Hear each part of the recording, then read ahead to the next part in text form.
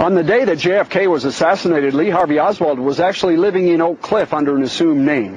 His wife and 2 infant daughters were living here in Irving with another woman who was separated from her husband, a woman whose generosity would be repaid in heartbreak.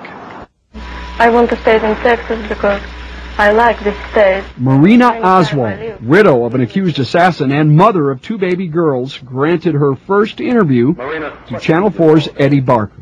Do you believe that your husband killed President Kennedy?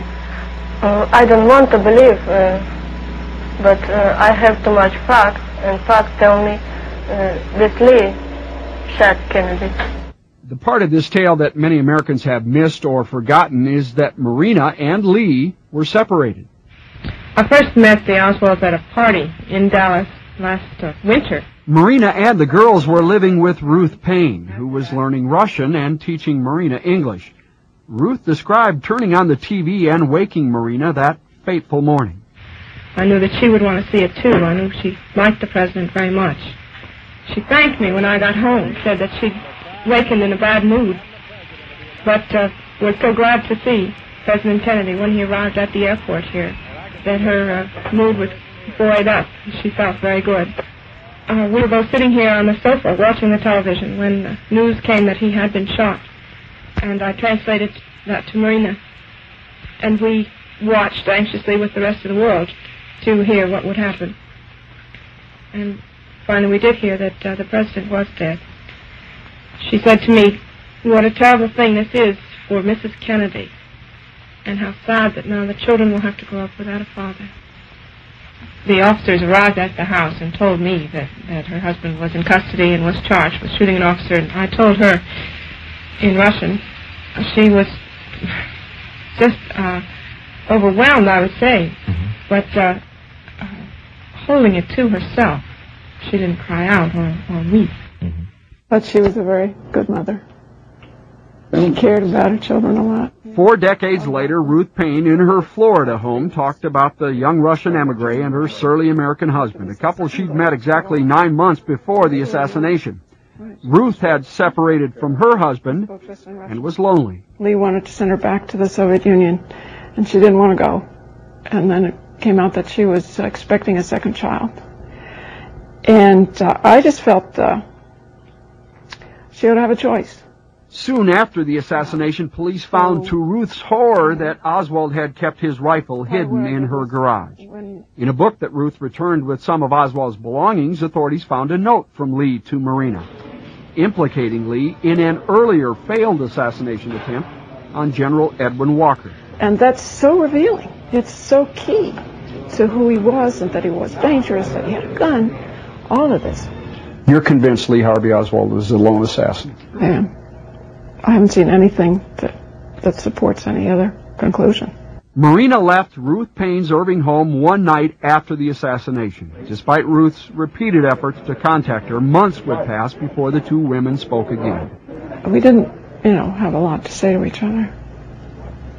I think she was terribly embarrassed by what it had meant in my life.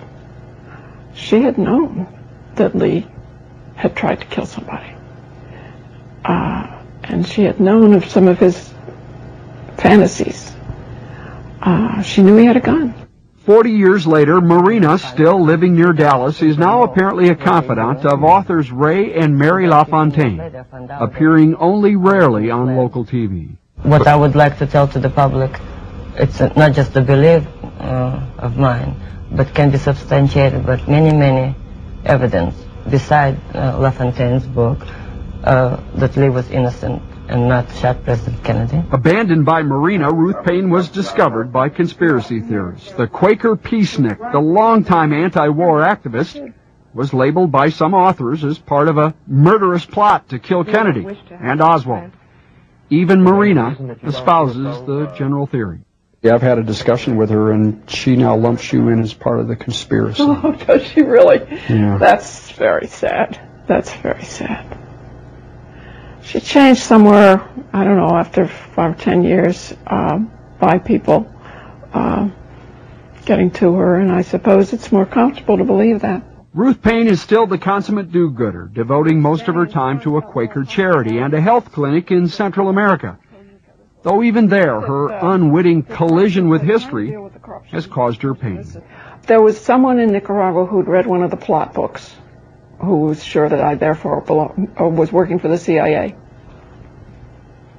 People who know me kind of laugh, but what can you do? The hard thing for me is to accept, as I really must, that a lot of people will just believe what they're going to believe.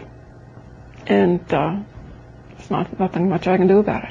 Ruth Paine's career of generosity has a new home base, a quiet bungalow just a stone's throw from the water in St. Petersburg, Florida, where she gardens and cares for a backyard full of fruit trees. One writer has called her the only wholly admirable figure in the JFK story, while another noted sadly that her good intentions paved the road to assassination. You move on, you live your life, but it doesn't really go away. The grief is there, and the grief centers around the loss of the president. Talking about Marina decades later, a tearful Ruth Paine sighed and asked, "What did we share but the worst thing that happened to either of us?" Richard Ray, Fox 4 News.